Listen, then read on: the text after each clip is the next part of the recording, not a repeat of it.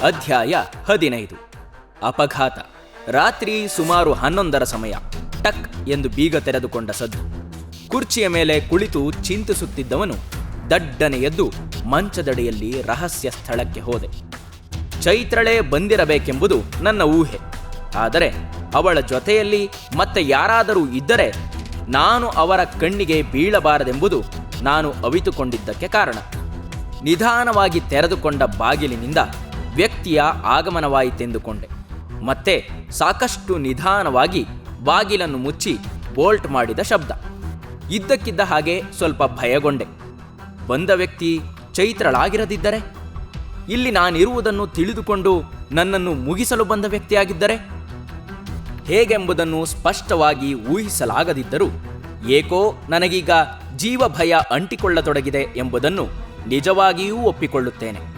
ಹಾಗಿಲ್ಲದೇ ಇದ್ದಿದ್ದರೆ ಒಬ್ಬ ವ್ಯಕ್ತಿ ನಾನಿರುವ ಕೋಣೆಗೆ ಬಂದು ಬಾಗಿಲನ್ನು ಬೋಲ್ಟ್ ಮಾಡಿಕೊಂಡರೆ ನಾನೇತಕ್ಕಾಗಿ ಇಷ್ಟೊಂದು ಹೆದರಿಕೊಳ್ಳುತ್ತಿದ್ದೆ? ನಾನು ದೊಡ್ಡದೊಂದು ಅನಿವಾರ್ಯ ಶಿಕ್ಷೆಯನ್ನು ಅನುಭವಿಸಿ ಎಡಗೈಯನ್ನು ಕಳೆದುಕೊಂಡ ಮೇಲೆ ಏನು ಬಂದರೂ ಎದುರಿಸಬಲ್ಲೆ ಎಂಬ ನನ್ನ ಧೈರ್ಯಕ್ಕೆ ಕುಂದಾಗಿದೆ ಎನಿಸುತ್ತದೆ. ಇಲ್ಲದಿದ್ದರೆ ಆತ್ಮರಕ್ಷಣೆಯ ಕಲೆ ಕರಗತವಾಗಿದ್ದ ನಾನು ಒಬ್ಬ ವ್ಯಕ್ತಿಯಾಗಿ ಭಯಗೊಳ್ಳುತ್ತಿದ್ದೇನೆ? ಇಲ್ಲ, ನಾನು ಭಯಗೊಳ್ಳುತ್ತಿರುವುದು ಒಬ್ಬ ವ್ಯಕ್ತಿಗಾಗಿಯಂತೂ ಖಂಡಿತವಾಗಿಯೂ ಅಲ್ಲ. ಈಗ ನಾನು ಅಂಜುತ್ತಿರುವುದು ಅಕ್ರಮಗಳ ಮಹಾಪೂರಕ್ಕಾಗಿ. ಮೂರ್ತಿ, ಶಾಂತವಾಗಿ ಬಂದ ವಿಶ್ವನ ಸ್ವರ ಕೇಳಿದಾಗ ನಾನು ಊಹೆ ಮಾಡಿದ್ದ ನನ್ನೆಲ್ಲ ಕಲ್ಪನೆಯಿಂದ ನನಗೆ ಪೆಚ್ಚೆನ್ನಿಸಿತು. ಜೊತೆಗೆ ಅವನಿಗೆ ರೂಮಿನ ಕೀ ಹೇಗೆ ಸಿಕ್ಕಿತು ಎಂಬ ಯೋಚನೆಯಾದರೂ ಅದನ್ನು ತೋರಿಸಿಕೊಳ್ಳದೆ ಮಂಚದಡಿಯಿಂದ ನಿಧಾನವಾಗಿ ಹೊರಬಂದೆ. ವಿಶ್ವ ಮಂಚದ ಮೇಲೆ ಕಾಲು ನೀಡಿ ಕುಳಿತುಕೊಂಡಿದ್ದ. ಅವನ ವೇಷ ಮಾಮೂಲಿನ ವೆಂಕಟಾಚಲನದೇ. ಆದರೆ ವಿಶ್ವನ ಮುಖದಲ್ಲಿ ಗೆಲುವಿನ ಛಾಯೆ ಸ್ವಲ್ಪವೂ ಕಾಣಲಿಲ್ಲ. ಪ್ರೇತ ಕಳೆ ಹೊತ್ತ ಮುಖ. ಏಕೆ ಹೀಗೆ? ಯಾವ ಕೆಟ್ಟ ಸುದ್ದಿ ಕಾಯ್ದು ಕುಳಿತಿರಬಹುದು ನನಗಾಗಿ? ವಿಶ್ವ, ಯಾಕೆ ಸಪ್ಗಿದೀಯಾ? ಕೆಟ್ಟದೇನನ್ನೋ ಕೇಳಲು ಸಿದ್ಧನಾದವನಂತೆ ನಾನಾಗಿಯೇ ಅವನನ್ನು ಪ್ರಶ್ನಿಸಿದೆ. ವಿಶ್ವ ಕತ್ತೆತ್ತಿ ನನ್ನ ಮುಖ ನೋಡಿದವನು ಮುಖವನ್ನು ಮತ್ತೆ ತಗ್ಗಿಸಿ ನೀಳವಾದ ನಿಟ್ಟುಸಿರೊಂದನ್ನು ಬಿಟ್ಟಾಗ ವಿಷಯ ಗಹನವಾದುದೇ ಇರಬೇಕೆಂದು ಊಹಿಸಿದೆ. ವಿಶ್ವ, ಏನಾಗಿದೆ ಹೇಳು ಪ್ಲೀಸ್. ತಡೆಯಲಾರದ ಆತುರದಿಂದ ಕೇಳಿದೆ. ವಿಶ್ವ ತಗ್ಗಿಸಿದ ಮುಖವನ್ನು ಮೇಲಕ್ಕೆತ್ತಿ ನನ್ನನ್ನೇ ದಿಟ್ಟಿಸುತ್ತಾ ನಿಧಾನವಾಗಿ ಹೇಳಿದ, ಈ ಪ್ರಯತ್ನದಲ್ಲಿ ನಾವು ತಲೆ ಕೆಳಗಾಗಿ ಹೋಗ್ತೀವೇನೋ ಅನ್ನಿಸ್ತಾ ಇದೆ. ಯಾಕಂದ್ರೆ ಕ್ಷಣ ಕ್ಷಣಕ್ಕೂ ನಮ್ಮ ಭದ್ರ ಅಡಿಪಾಯದ ಕಲ್ಲುಗಳು ಕಳಚ್ಕೊಳ್ತಾ ಇವೆ. ಒಗಟಿನಂತಿರುವ ವಿಶ್ವನ ಮಾತಿನಿಂದ ಹಿಂದೂ ಮುಂದಿನ ವಿಷಯಗಳೇನೆಂದು ಅರಿವಾಗಲಿಲ್ಲ. ಎಂದೂ ಹೀಗೆ ನಿರಾಶೆಯ ಮಾತನಾಡದಿದ್ದ ವಿಶ್ವ ಇಂದು ಭರವಸೆ ಕಳೆದುಕೊಳ್ಳುತ್ತಿದ್ದಾನೆಂಬುದು ಮಾತ್ರ ಅರ್ಥವಾಗತೊಡಗಿತ್ತು. ವಿಶ್ವ ಇಷ್ಟೊಂದು ನಿರಾಶನಾದ ಹಿಂದೆ ಮಹತ್ತರವಾದುದೇನೋ ಇರಲೇಬೇಕು. ಆದರೆ ಏನೆಂಬುದು ಮಾತ್ರ ನನ್ನ ಊಹೆಗೆ ನಿಲುಕಲಿಲ್ಲ. ಅವನೇ ಹೇಳಬಹುದು ಎಂದು ಅವನ ಮಾತಿಗಾಗಿ ಕಾಯುತ್ತ ಕುಳಿತೆ. ಸ್ವಲ್ಪ ಹೊತ್ತು ಸುಮ್ಮನಿದ್ದವನು, ರಾಮಚಂದ್ರರಾಯರು ಅರಣ್ಯ ಮಂತ್ರಿಯಾದರು ಎಂದ. ಅವರು ಮಂತ್ರಿಯಾದರೆಂಬುದು ನನಗೆ ಸಂಜೆ ಹೊತ್ತಿನಲ್ಲಿ ಜಯಘೋಷ ಕೇಳಿದಾಗಲೇ ಅರ್ಥವಾಗಿತ್ತು. ಆದರೆ ಅವರು ತೆಗೆದುಕೊಂಡ ವಿಭಾಗ ಯಾವುದೆಂದು ತಿಳಿದಿರಲಿಲ್ಲ. ತಿಳಿಯುವ ಕುತೂಹಲವೂ ಬಂದಿರಲಿಲ್ಲ. ಆದರೆ ಈಗ ವಿಶ್ವನಿಂದ ವಿಷಯ ತಿಳಿದಾಗ ನನ್ನಲ್ಲಿಯೇ ವ್ಯಥೆ ಪಟ್ಟುಕೊಂಡೆ. ಕಾಡು ಕಡಿದು ಕಳ್ಳತನದಲ್ಲಿ ರವಾನಿಸುವ ಖದೀಮನಿಗೆ ಅರಣ್ಯ ಮಂತ್ರಿಯ ಪಟ್ಟ, ಗಂಧದ ತುಂಡುಗಳನ್ನು ಸಾಗಿಸುವ ದ್ರೋಹಿಗೆ ಅರಣ್ಯ ರಕ್ಷಕನ ನಾಟಕದ ಪಾತ್ರ. ಭ್ರಷ್ಟತನಕ್ಕೆ ದೊರೆಯುತ್ತಿರುವ ಮಾನ್ಯತೆಯನ್ನು ಕಂಡು ನನಗೆ ಪ್ರಜಾಪ್ರಭುತ್ವದ ಬಗೆಗೆ ಜಿಗುಪ್ಸೆ ಬರುವಂತಾಯಿತು. ನಾವು ಸ್ವತಂತ್ರರು. ವ್ಯಕ್ತಿಯೊಬ್ಬನನ್ನು ನಮ್ಮ ಪ್ರತಿನಿಧಿಯನ್ನಾಗಿ ಆರಿಸಲು, ನಂತರ ಅದರ ಕಪಿ ಕುಣಿತದ ಎದುರು ನಾವು ಮೂಕ ಪ್ರೇಕ್ಷಕರು. ಅಷ್ಟೇ ಯಾಕೆ, ಬಲಿಪಶುಗಳು. ಯಾರನ್ನು ಆಯ್ಕೆ ಮಾಡಿದರೂ ಇದೇ ಹಣೆ ಬರಹ. ಮೊದಲಿಗೆ ಸಭ್ಯನೆನಿಸುವ ವ್ಯಕ್ತಿ ಬರಬರುತ್ತಾ ಹುಲಿಯಾಗಿ ಬಿಡುತ್ತಾನೆ.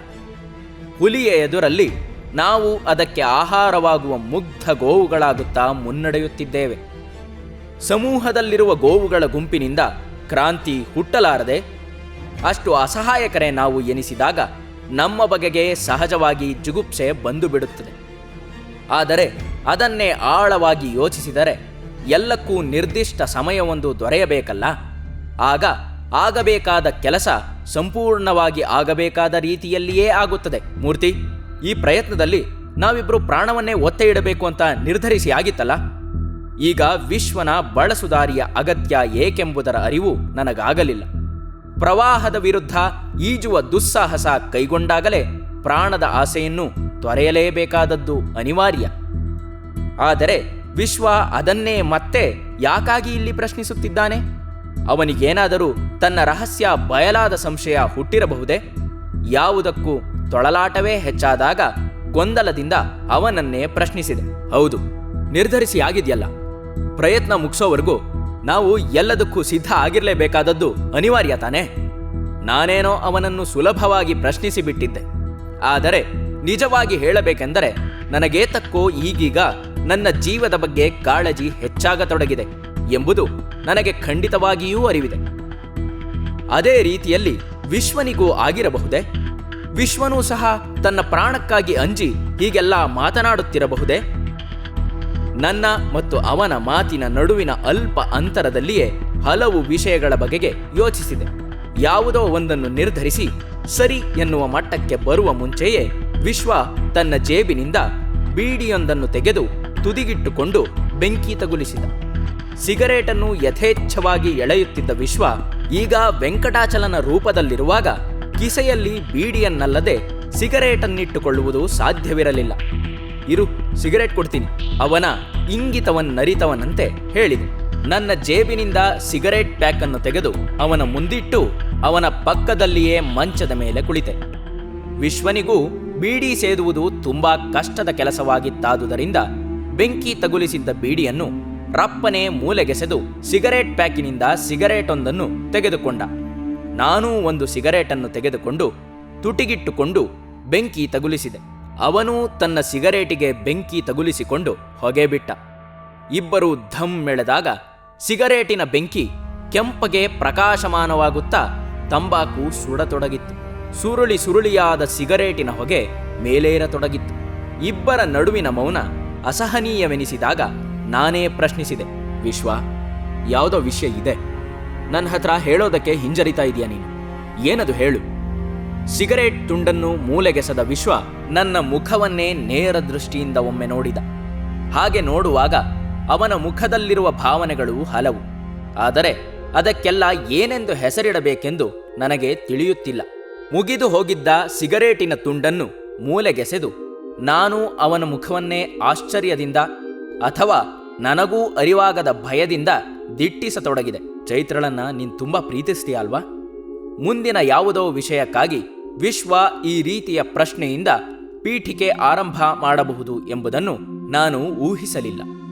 ನಾನಾಗಲೇ ಚೈತ್ರಳ ವಿಷಯವಾಗಿ ವಿಶ್ವನಿಗೆ ಹೇಳಿಬಿಡಬೇಕಿತ್ತು. ಆದರೆ ಬೇರೆ ಯಾವುದೋ ವಿಷಯದ ಬಗ್ಗೆ ಮಾತಾಡುತ್ತಾ ಇಲ್ಲಿಯವರೆಗೂ ಅದನ್ನು ಹೇಳಲು ಅವಕಾಶವೇ ದೊರೆತಿರಲಿಲ್ಲ. ಈಗ ನನ್ನ ಪ್ರೀತಿಯ ಹುಡುಗಿ, ನನಗೂ ಅರಿವಿರದ ನನ್ನ ತಂಗಿ ಎಂದರೆ ವಿಶ್ವ ಏನೆಂದು ಪ್ರತಿಕ್ರಿಯಿಸಬಹುದು? ಅವನ ಪ್ರತಿಕ್ರಿಯೆ ಅದೇನೇ ಇದ್ದಿರಲಿ, ನಾನು ನನ್ನ ಪ್ರೀತಿಯನ್ನು ಮಾರ್ಪಾಡು ಮಾಡಿಕೊಂಡಾಗಿದೆಯಲ್ಲ. ಯುವತಿಯನ್ನು ಸಪ್ರೇಮವಾಗಿ ಪ್ರೀತಿಸುತ್ತಿದ್ದವನು ಅವಳನ್ನೇ ನನ್ನ ತಂಗಿ ಎಂದು ವಾತ್ಸಲ್ಯದಿಂದ ಪ್ರೀತಿಸಬೇಕಾಗಿ ಬಂದಿದೆಯಲ್ಲ. ಒಮ್ಮೆ ಕಳಚಿಕೊಂಡವರು ಅನಾಯಾಸವಾಗಿ ಎಲ್ಲೆಲ್ಲಿಂದಲೋ ಬಂದು ಮತ್ತೆ ಇಲ್ಲಿ ಕೂಡಿಕೊಂಡಿದ್ದೇವಲ್ಲ. ನನ್ನವರು ಯಾರೂ ಇಲ್ಲ ಎಂದುಕೊಂಡು ಅಚಲ ನಿರ್ಧಾರ ಹೊಂದಿದ್ದ ನನಗೆ ಚೈತ್ರ ಪುನಃ ದೊರೆತದು ಯಾವುದೋ ಯೋಗಾಯೋಗವೇ ಇರಬೇಕೇನೋ ಎನಿಸುತ್ತದೆ. ನಿಜವಾಗಿ ಹೇಳಬೇಕೆಂದರೆ ನನಗೆ ಅಂತಹ ಯೋಗಾಯೋಗಗಳ ಮೇಲೆಲ್ಲ ನಂಬಿಕೆ ಇಲ್ಲ. ಆದರೆ ಈಗ ಇಂತಹ ಸ್ಥಿತಿಯೊದಗಿದಾಗ ಅದಕ್ಕೆ ಇನ್ನೇನೆಂದು ಹೆಸರಿಸಬೇಕು ಎಂದು ತಿಳಿಯದೆ ಯಾವುದೋ ಶಬ್ದದ ಮೇಲೆ ಹೊರೆ ಹೊರಿಸುತ್ತಿದ್ದೇನೇನೋ ಎನಿಸುತ್ತದೆ. ನಾನು ಬೇಡ ಎಂದರೂ ಚೈತ್ರಳ ಪತ್ರಕ್ಕಾಗಿ ಇಲ್ಲಿಗೆ ಬಂದವನು ನೀನು. ಇಲ್ಲಿಯ ಗೊಂದಲಕ್ಕೆ ನೀನು ಸಿಕ್ಕಾಕೊಳ್ಳೋದ್ರಿಂದಲೇ ನಾನು ನೀನಿಲ್ಲಿಗೆ ಬರೋದನ್ನು ನಿರಾಕರಿಸಿದ್ದೆ.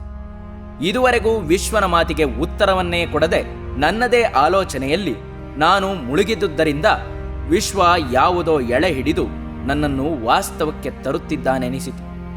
ಹೌದು ವಿಶ್ವ, ನೀನು ಬೇಡ ಅಂದೆ, ಆದರೂ ನಾನಿಲ್ಲಿಗೆ ಬಂದೆ. ಒಮ್ಮೆ ನಾನಿಲ್ಲಿಗೆ ಬರದೇ ಇದ್ರೆ ಅನ್ಯಾಯವೇ ಆಗುತ್ತಿತ್ತೆಂಬುದು ನನಗೆ ಗೊತ್ತಿಲ್ಲ. ನಾನು ನನ್ನ ಜೀವದ ಪ್ರಶ್ನೆಯ ಮಾತೆತ್ತುತ್ತಿಲ್ಲ.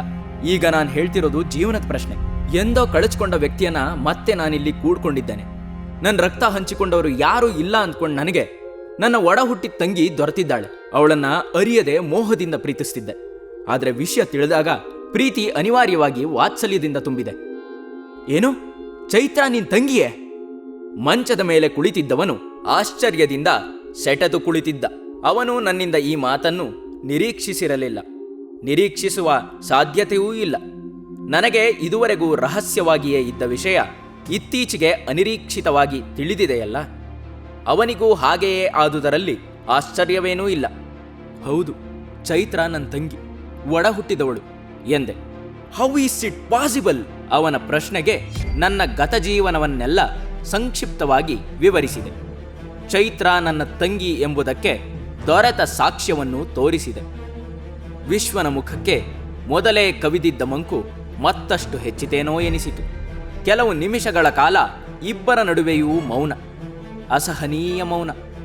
ಮೌನ ಮುರಿಯಲು ನಾನು ಯಾವಾಗಲೋ ಹೇಳಿ ಮುಗಿಸಿಬಿಡಬೇಕಾಗಿದ್ದ ವಿಷಯವನ್ನು ಈಗ ಪ್ರಸ್ತಾಪಿಸಲು ಯೋಚಿಸಿದೆ.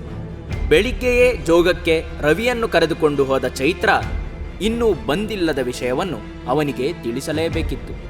ಚೈತ್ರ ಬೆಳಿಗ್ಗೆಯೇ ಜೋಗಕ್ಕೆ ಹೋಗಿದ್ದಾಳೆ. ರವಿಗೆ ತುಂಬ ಜ್ವರ ಬಂದಿತ್ತು. ಅವನನ್ನು ಆಸ್ಪತ್ರೆಗೆ ಕರ್ಕೊಂಡು ಹೋದವಳು ಇನ್ನೂ ಬಂದಿಲ್ಲ ಎನ್ನುತ್ತಾ ಕೈಗಡಿಯಾರದತ್ತ ದೃಷ್ಟಿ ಹರಿಸಿದೆ. ರಾತ್ರಿಯ 12:15 ಚೈತ್ರ ಈಗ ಬರುವ ನಿರೀಕ್ಷೆಯೇ ಇಲ್ಲ. ಇನ್ನೇನಿದ್ದರೂ ಬೆಳಿಗ್ಗೆಯೇ ಸರಿ ಎಂದುಕೊಂಡೆ. ನಾನು ಚೈತ್ರಳಿಲ್ಲದ ವಿಷಯವನ್ನು ಹೇಳಿದ್ದನೇ ಹೊರತು ವಿಶ್ವನ ಕಿವಿಗೆ ಅದು ಕೇಳಿಸಿದಂತೆಯೂ ತೋರಲಿಲ್ಲ. ಗೋಡೆಯನ್ನೇ ದಿಟ್ಟಿಸುತ್ತಾ ಕುಳಿತ ವಿಶ್ವ ನನ್ನ ಮಾತಿಗೆ ಪ್ರತಿಕ್ರಿಯಿಸಲೇ ಇಲ್ಲ. ಏನಾಗಿದೆ ವಿಶ್ವನಿಗೆ? ತಾನು ಹಿಡಿದ ಕೆಲಸದಲ್ಲಿ ಜಯಿಸಲಾರನೆಂದು ಅಳುಕಿದ ಅಂಜಿಕೆಯ ಪ್ರತಿಫಲವೇ ಇದು? ಅಥವಾ ನಾನು ಅನುಭವಿಸಿದ ನೋವನ್ನು ಕಂಡು ಅವನು ಒಳಗೊಳಗೆ ಕೊರಗುತ್ತಿದ್ದಾನೆಯೇ? ಬಹುಶಃ ಅದಿರಲಾರದು. ಇಷ್ಟು ಸಣ್ಣ ಪ್ರಮಾಣದ ನೋವಿಗೆ ಅಂಜುವ ವ್ಯಕ್ತಿ ಪೊಲೀಸ್ CID ಆಗಲಾರನೆಂಬುದು ಖಂಡಿತ. ಆದರೀಗ ವಿಶ್ವನ ಮುಖ ಕಳೆಗುಂದಿದೆ. ನನ್ನೊಂದಿಗೆ ಸಹ ಹೇಳಲಾಗದೆ ಯಾವುದೋ ವಿಷಯಕ್ಕಾಗಿ ಅವನು ತೊಳಲುತ್ತಿದ್ದಾನೆ. ಯಾಕೆ? ವಿಶ್ವ, ನಿಧಾನವಾಗಿ ಅವನ ಸನಿಹಕ್ಕೆ ಬಾಗುತ್ತಾ ಕರೆದೆ. ಯಾವುದೋ ಲೋಕದಲ್ಲಿದ್ದವನಂತೆ ಧ್ವನಿ ಕೊಟ್ಟಾಗ ಅವನ ಗಮನವನ್ನು ನನ್ನೆಡೆಗೆ ಸೆಳೆದುಕೊಳ್ಳಲು ನೋಡಿಲಿ ಎಂದು ಪ್ರಾರಂಭಿಸಿ ಮುಂದಿನ ಮಾತಿಗೆ ದಾರಿ ಮಾಡಿಕೊಂಡೆ. ವಿಶ್ವ ನಿರ್ಲಿಪ್ತನಂತೆ ನನ್ನ ಮುಖವನ್ನೇ ನೋಡುತ್ತಿದ್ದ. ವಿಶ್ವ, ಯಾಕೆ ಹೀಗೊಬ್ಬನೇ ಒದ್ದಾಡ್ತಾ ಇದೆಯಾ? ನನ್ನ ಹತ್ರನೂ ನಿನ್ನ ಡಿಪಾರ್ಟ್ಮೆಂಟಲ್ ಸೀಕ್ರೆಟ್ಸ್ ಏನೋ? ಅಲ್ಲ ಎನ್ನುವಂತೆ ತಲೆಯನ್ನು ಅಲ್ಲಾಡಿಸುತ್ತಾ, ಅದಕ್ಕಾಗಿ ಅಲ್ಲ ಮೂರ್ತಿ ಎಂದ. ಮತ್ಯಾವುದಕ್ಕೆ? ಹೇಳ್ತೀನಿ, ನಿಂಗೆ ನಾನಿದನ್ನು ಹೇಳಲೇಬೇಕು. ಆದರೆ ನಿನ್ನಿಂದ ಅದನ್ನು ಕೇಳಿ ಸಹಿಸಿಕೊಳ್ಳೋ ಸಹನೆ ಇದೆಯಾ ಅಂತ ಅನುಮಾನಿಸ್ತಿದ್ದೇನೆ ಅಷ್ಟೆ. ಸಹಿಸ್ಕೊಳ್ಬಲ್ಲೆ. ನೀನು ಹೇಳೋದು ಇನ್ನು ಅರ್ಧ ಗಂಟೆಯಲ್ಲಿ ನನ್ನ ಪ್ರಾಣನೇ ಹೋಗ್ಬಿಡುತ್ತೆ ಅಂದರೂ ಅದನ್ನು ಸಹಿಸ್ಕೊಳ್ಬಲ್ಲೆ. ಹೇಳು. ನೀನು ತಪ್ಪು ತಿಳ್ಕೊಂಡಿದ್ದೀಯಾ. ನಮ್ಮ ಪ್ರಾಣ ಹೋಗಿಬಿಡುತ್ತೆ ಅಂತ ನಮಗೆ ಗೊತ್ತಾದರೆ ನಮ್ಗಷ್ಟೇನೂ ಮನಸ್ಸಿನ ಮೇಲೆ ಪರಿಣಾಮ ಬೀರಲಾರ್ದು. ಯಾಕಂದರೆ ನಾವು ಜೀವದಾಸೆ ತೊರೆದೇ ಬಂದಿದ್ದೇವೆ ನೋಡು.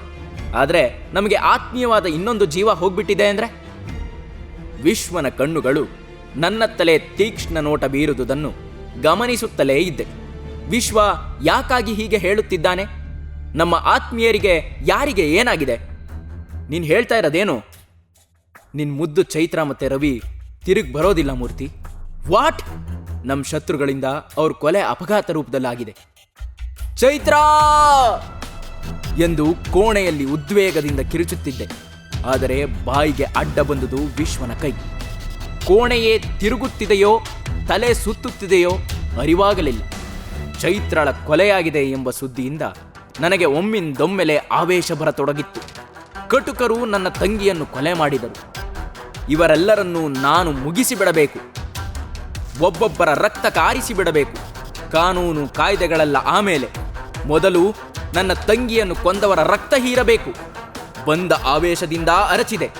ಎಲ್ಲರ ರಕ್ತ ಹೀರಿಬಿಡ್ತೀನಿ. ಎದ್ದು ಬಾಗಿಲಿನ ಕಡೆಗೆ ನುಗ್ಗಿದೆ. ಎಲ್ಲರನ್ನೂ ಇಲ್ಲವಾಗಿಸಿ ಬಿಡಬೇಕೆಂಬುದು ನನ್ನ ಉದ್ವೇಗದ ನಿರ್ಧಾರ. ಆದರೆ ಗಬಕ್ಕನೆ ವಿಶ್ವ ನನ್ನನ್ನು ಹಿಡಿದು ನಿಲ್ಲಿಸಿದ. ಬಿಡು ವಿಶ್ವ, ನನ್ನನ್ನು ಬಿಟ್ಬಿಡು. ಅವರೆಲ್ಲರನ್ನೂ ಮುಗಿಸಿ ನಾನು ಸೇಡ್ ತೀರಿಸ್ಕೋಬೇಕು ಎಂದು ಆವೇಶದಲ್ಲಿಯೂ ಗೋಗರೆದುಕೊಂಡೆ. ಎಮೋಷನಲ್ ಫೂಲ್ ಆಗ್ಬೇಡ ಮೂರ್ತಿ, ಸ್ವಲ್ಪ ಸೈರಿಸ್ಕೊ. ಇಂಪಾಸಿಬಲ್. ನಿನ್ನ ಕಾನೂನೆಲ್ಲ ನಿನ್ನ ಹತ್ರನೇ ಇರಲಿ. ಈಗ ನನಗೆ ಬೇಕಾಗಿರೋದು ನನ್ನ ತಂಗಿ. ತಂದು ಕೊಡ್ತೀಯ ಅವಳನ್ನ? ನಿನ್ನ ತಂಗಿ? ಹೌದು, ಚೈತ್ರ ನನ್ನ ತಂಗಿ ಕಣೋ, ನೋಡು ಆ ಆಲ್ಬಮನ್ನ ಅನ್ನುತ್ತಾ ಆಲ್ಬಮ್ಮನ್ನ ಅವನಡೆಗೆ ಬಿಸಾಡಿದೆ. ಪುಟಗಳನ್ನು ತಿರುವಿ ಹಾಕತೊಡಗಿದ. ನನ್ನ ತಂಗಿ ತಿರುಗಿ ಬರೋದಿಲ್ಲ ಅಂತ ನಂಗೆ ಗೊತ್ತು ವಿಶ್ವ. ಆದರೆ ಅವಳ ಆತ್ಮಕ್ಕೆ ಶಾಂತಿ ಸಿಗ್ಬೇಕಾದ್ರೆ ಅವಳು ಕೊಲೆಗಾರರ ರಕ್ತ ನೆಲಕ್ಕೆ ಬೀಳಲೇಬೇಕು. ಆಮೇಲೆ ನಿನ್ನ ಕಾನೂನು ಏನ್ ಮಾಡಿದ್ರು ಅವಳ ಹೆಣನ. ದುಃಖ ಆವೇಶಗಳ ನಡುವೆಯೂ ಸೂಕ್ಷ್ಮವಾದ ಪ್ರಶ್ನೆ ನನ್ನದು. ಆಲ್ಬಮ್ ಅನ್ನು ನೋಡುತ್ತಿದ್ದವನು ಮುಖ ಮೇಲೆತ್ತಿದ್ದ. ವಿಷಾದದ ದನಿಯಲ್ಲಿ ಆರಂಭಿಸಿ, ಎಲ್ಲ ಮಂತ್ರಿಗಳ ಎದುರಲ್ಲಿ ವ್ಯವಸ್ಥಿತವಾಗಿಯೇ ನಡೆದಿದೆ. ಅಪಘಾತ ಅನ್ನೋದೇ ರುಜುವಾತಾಗಿ ಹಣ ಕೂಡ ಸುಟ್ಟು ಭಸ್ಮ ಆಗಿದೆ ಎಂದ. ಓ ಮೈ ಗಾಡ್! ನನಗೆ ಪುನಃ ಬಂದದ್ದು ಆವೇಶ. ಆಗೇನ್ ಮಾಡ್ತಿತ್ತು ನಿನ್ ಕಾನೂನು? ಕಣ್ಮುಚ್ಚಿ ಕೈ ಕಟ್ಟಿ ಕುಳಿತಿತ್ತಾ? ಮಂತ್ರಿಗಳ ಎದುರಿಗೆ ಕಾನೂನು ಮರ್ಗಟ್ಟು ಹೋಗ್ಬಿಡ್ತಾ? ಇದು ಕೊಲೆ ಅಂತ ಗೊತ್ತಿದ್ರು ಯಾರು ಯಾಕೆ ಅದನ್ನು ಮಹಾಜಾರ್ ನಡೆಸಿಲ್ಲ? ನನಗೆ ಗೊತ್ತಾದದ್ದೇ ಎಲ್ಲ ಮುಗಿದ ಮೇಲೆ ನಾನು ಏನ್ ಮಾಡ್ಲಿ ಹೇಳು? ಆದ್ರೆ ನಿನಗೆ ವಿಷಯ ತಿಳಿಸ್ಲೇಬೇಕು ಅಂತ ಇಲ್ಲಿಗೆ ಬಂದೆ. ಈಗಲೂ ಕಾಲ ಮಿಂಚಿಲ್ಲ. ಬೇರೊಂದು ರೀತಿಯಲ್ಲಿ ನಾವು ನಮ್ಮ ಕಾರ್ಯ ಸಾಧಿಸ್ಕೊಳ್ಬಹುದು. No no! ಕೊನೆ ಗಳಿಗೆಯಲ್ಲಿ ವಿಶ್ವ ನನ್ನನ್ನು ಸಮಾಧಾನಿಸಲು ಆಡುತ್ತಿರುವ ಮಾತುಗಳನ್ನು ತುಂಡರಿಸಿದೆ. ನನಗೆ ಗೊತ್ತಿದೆ, ಎಲ್ಲವೂ ವ್ಯವಸ್ಥಿತವಾಗಿ ನಡೆದು ಹೋದ ಮೇಲೆ ಇನ್ನು ನಾವೇನು ಮಾಡಲು ಸಾಧ್ಯ? ನಾನು ಹೇಳ್ತಿರೋದನ್ನು ಕೇಳು ಮೂರ್ತಿ. ಈಗೊಂದು ಒಳ್ಳೆ ಸಮಯ ಸಿಕ್ಕಿದೆ. ದುಡುಕದೆ ಕೆಲಸ ಮಾಡಿದ್ರೆ ಜಯ ನಮಗೆ ಖಂಡಿತ.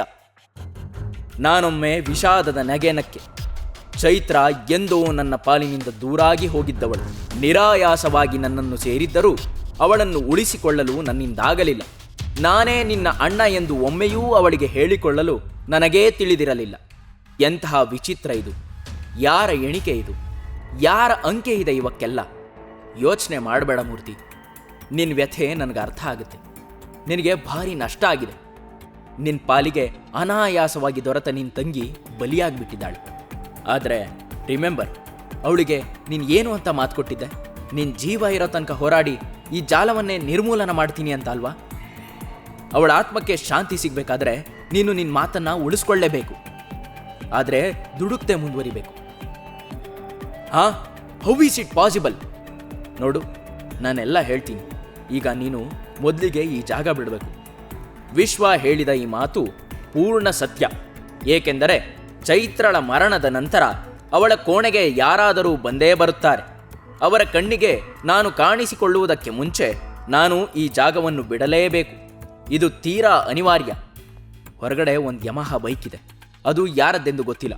ಆದರೆ ಲಾಕ್ ಮಾಡಿದ್ದರೂ ಕೀ ಮಾತ್ರ ಬೈಕ್ನಲ್ಲೇ ಇದೆ. ನೀನು ಅದನ್ನು ತೆಗೆದುಕೊಂಡು ದಡ್ಡನೆ ಯಾರೋ ನಾವಿರುವ ಕೋಣೆಯ ಬಾಗಿಲನ್ನು ಜಾಡಿಸಿ ಒದ್ದ ಹಾಗೆ ಶಬ್ದ ಬಂದಿದ್ದರಿಂದ ವಿಶ್ವನ ಮಾತು ತುಂಡಾಯಿತು. ಆಡುತ್ತಿದ್ದ ಮಾತನ್ನು ನಿಲ್ಲಿಸಿದ ವಿಶ್ವ ನಮ್ಮ ಕೋಣೆಯ ಬಾಗಿಲಿನ ಕಡೆಗೆ ನೋಡಿದ. ನಾನು ಅತ್ತಲೇ ದಿಟ್ಟಿಸುತ್ತಿದ್ದೆ. ಮತ್ತೊಮ್ಮೆ ಅದೇ ಶಬ್ದ. ಆದರೆ ಒದೆ ಈಗ ಮೊದಲಿಗಿಂತ ತೀವ್ರವಾಗಿತ್ತು. ನನ್ನೆದೆಯಲ್ಲಿ ಏನೋ ತಳಮಳ. ಯಾರು ಬಂದಿರಬಹುದು ಈಗ?